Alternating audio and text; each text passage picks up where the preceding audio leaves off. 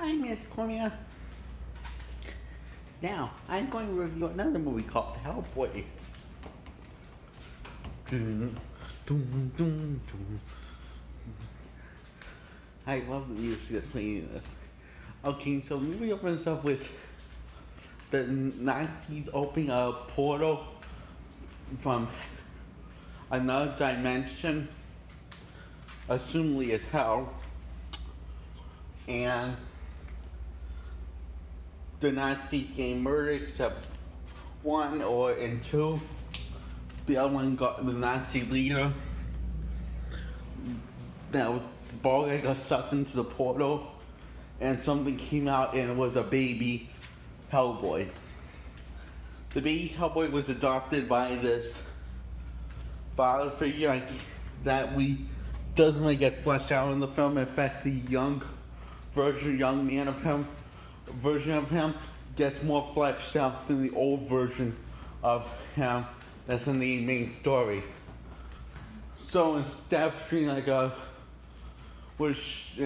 really developing the characters, mostly spend time on mindless violence, so which sounds cool, right?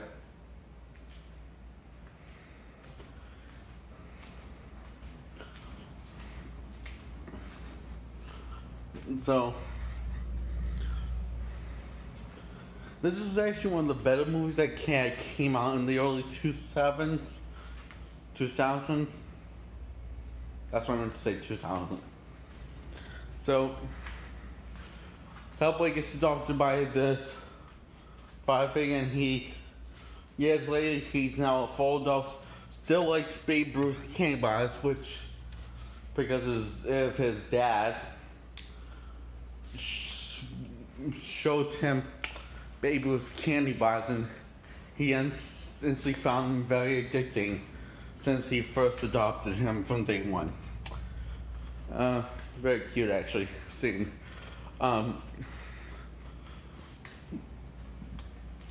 So he fights all these monsters and demons. Works for the bureau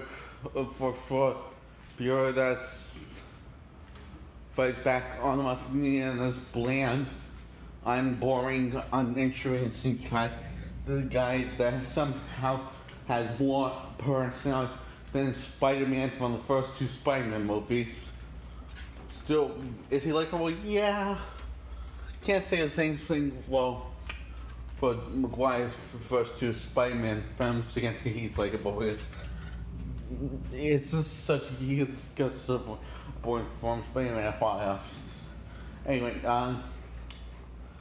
so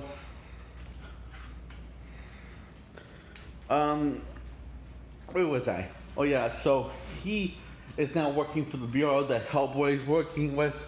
So Hellboy and him become like new buddies, partners, sort of, kind of, not really. Doesn't really focus on them that much. But what it does focus on is Hellboy kicking ass a lot. Lots and lots of ass. And his girlfriend, for some reason, is in a mental institution because she had trouble controlling her powers, and used to work for where Hellboy works with, but now doesn't anymore because it doesn't want to go back because she's learning to control her powers. Then one day that the bad guy that went into the volcano got resurrected by a bunch of these Nazi guys, by a few Nazi guys, and so he did something to her that just said these words and made her lose control of her power and burn down the institution everyone is and kill everyone.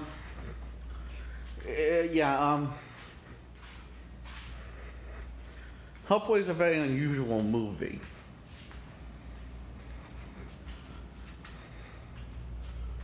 And Hellboy and her used to date, so yeah. Eventually she comes back to the bureau and this fish guy that's called the third something. Um, it's barely anything. He becomes more a side character. You would think that he's one of the main characters because him and the girl are on the front of the poster in VHS tape and DVD case and Blu-ray case, but no, they're side characters. The girl and the fish that can talk. It's, you know, it's kind of a bit of a down, but what instead, what they really focus on themselves, focus on these two, they focus on the really interesting important part. The bland, the guy, what's his name, and Hellboy. Boy, we're really just upping the excitement, aren't we? Paranormal and beyond, paranormal activity and aliens and fishes that talk and girls with powers. Who needs any of that? We have regular man. Isn't this much more interesting?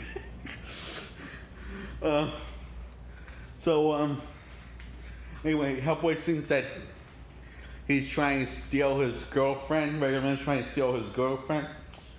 And Hellboy apologized for Liz, which is the girl, his girlfriend.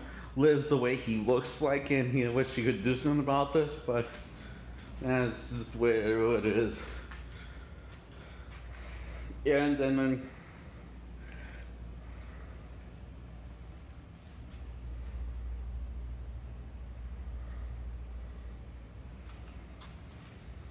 then she talks to him what Hellboy thinks, and he's like, he thinks what in a way that he thought that they were a thing.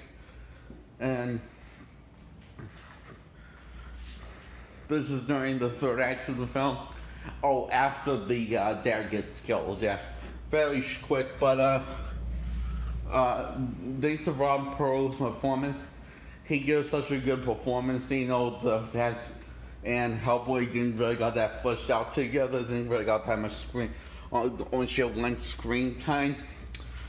Share one scene with screen time together, Hellboy and the father. It's not as, the relationship seems very underdeveloped, but you know, Ron Perlman does such a great performance, and the feelings, you really feel for his pain of losing his dad. Ron Perlman plays Hellboy, okay? So later in the, so they go to, Hellboy does this weird thing by, apparently he has a device, has some sort of necklace that can resurrect bring the dead back to life. Is not really that dive in, but hey, it makes great comedy.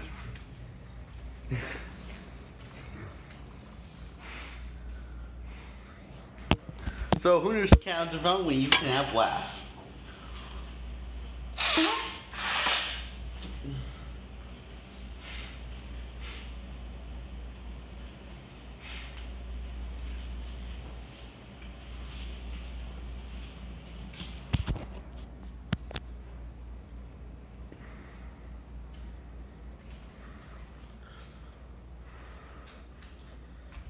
I gotta put this in.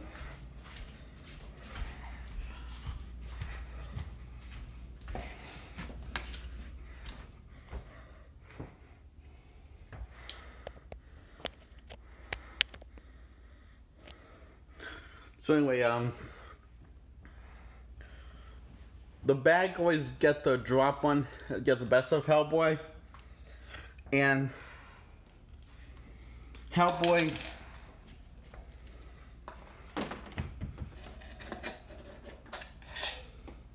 says his real name and his horns grow out of him and he becomes all evil and stuff.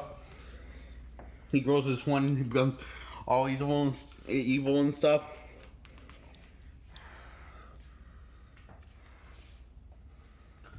Which is kind of confusing because when we saw him as a baby with horns, he didn't come across as evil, he just come across as scared and confused.